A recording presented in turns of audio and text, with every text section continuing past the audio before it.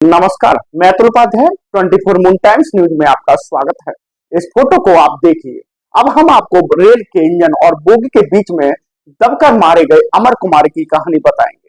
अमर कुमार उस समय rail engine की डिकपलिंग कर रहा था और इस दौरान बोगी और इंजन के बीच में दबकर उनकी जान चली गई। और अमर कुमार का यह जो फोटो है, जो आप देख रहे हैं स्क्रीन पर, यह पूरे देश में वायरल हो गया। पूरे देश के लोग इस पर अपनी अपनी प्रतिक्रिया लिख रहे हैं। ट्विटर पर बहसबाजी चल रही है, राजनीति शुरू हो गई है। यह दुर्घटना आखिर कैसे हुई, लोगों का यही कहना है। आज हम आपको बताएंगे कि इस आधुनिक युग में भी भारत में मशीनों की बजाय इंसान अपनी जान पर खेलकर रेल इंजन की काम्पलिंग और डिकपलिंग क्यों करते हैं। उससे पहले आपको इस घटना के बारे में बताते हैं। यह घटना बिहार के बेगूसराय की है, जहां एक ट्रेन का इंजन हटाने के दौरान स्टंटमैन अमर कुमार की रेल के इंजन और बोगी के बीच में दबने से मौत हो गई। अमर कुमार सिर्फ 35 वर्ष के थे और अगले महीने की 11 तारीख को उनकी शादी होने वाली थी। लेकिन इससे पहले ही भयानक और दर्दनाक तरीके से उनकी मौत हो गई। भारतीय रेल ने अभी तक इस घटना की जो जांच की है, उसके मुताबिक यह घटना लापरवाही के कारण हुई। ट्रेन के इंजन को बोगी से अलग करने के दौरान मोहम्मद सुलेमान नाम का जो स्टंटमैन इंजन के लोको पायलट को सिग्नल दे रहा था, उससे लापरवाही हुई और उसने गलत सिग्नल दे दिया और इसका खामियाजा अमर कुमार को भुगतना पड़ा। इसके गलत सिग्नल के कारण अमर कुमार की जान चली गई और इंजन का लोको पायलट भी मौके से फरार हो गया। हालांकि अमर कुमार के परिवार का आरोप है कि ट्रेन की डिकपलिंग के लिए 4 से 5 रेल कर्मियों की आवश्यकता होती है, लेकिन इस मामले में सिर्फ 2 रेल कर्मी ही इस काम को कर रहे थे। अब आप जरा सोचिए कि लोको पायलट इसके साथ जो था, सीनियर सुलेमान, वो कैसा इंसान है। मतलब समझिए कि जो किसी का बेमौत मारा गया है, उसकी मौत नहीं हुई है। इस मौत की सब जिम्मेदार सरकार भी है, वहां के सीनियर अफसर भी हैं। उनके द्वारा बिना स्टाफ के काम कराया जाता है। जहां पर 4-5 स्टाफ की जरूरत रहती है, वहां 1 या 2 से काम कराया जाता है। वहां पर एक स्टाफ से काम कराया जाता है। आप देखिए कि भारत में कुल मिलाकर लगभग 23,000 ट्रेनें हैं, जिनमें एक अनुमान के मुताबिक लगभग 10,000 ट्रेन में कापलिंग और डिकपलिंग का काम मैन्युअली होता है, यानी कि इंसान इस काम को करते हैं। यह वो ट्रेन होती हैं जिनमें इंजन ट्रेन से सिर्फ एक तरफ लगा होता है, एक ओर पर इंजन लगा होता है। जिन ट्रेनों में इंजन दोनों ओर लगे होते हैं, वहां काम्पलिंग की आवश्यकता नहीं होती।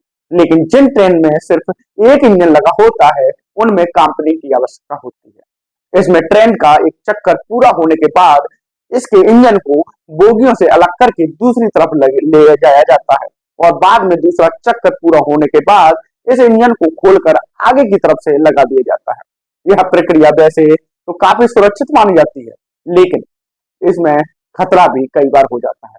बहुत सारे लोग आज यह सवाल पूछ रहे हैं कि दुनिया में के बड़े बड़े देशों में रेल गाड़ियों में शटिंग ऑटोमेटिक होती है, वहां मशीनों के जरिए होती है, वहां इंसान यह सेटिंग नहीं करते, तो फिर भारत में आज भी यह सेटिंग इंसानों द्वारा क्यों कराई जा रही है।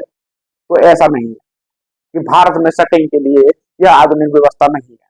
ब्रिटेन, फ्रांस, अमेरिका, चीन और रसिया, अमेरिका जैसे देशों में ट्रेन के जो इंजन और बोगियों को अलग अलग करने के लिए जो टेक्नोलॉजी का इस्तेमाल होता है, वह टेक्नोलॉजी अब भारत में भी है।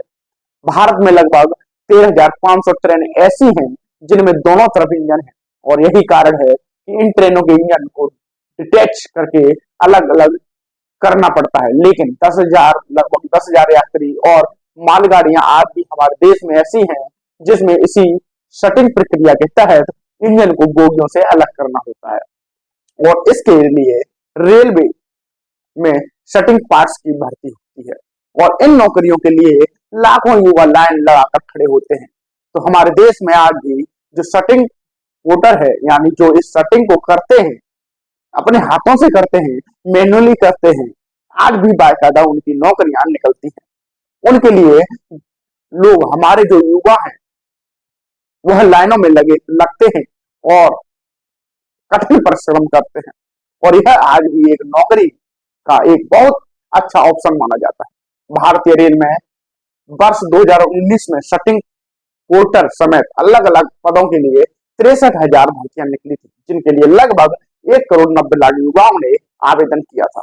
अब 23,000 भर्ती 1,00,000 युवाओं ने आवेदन किया है, तो सोचिए।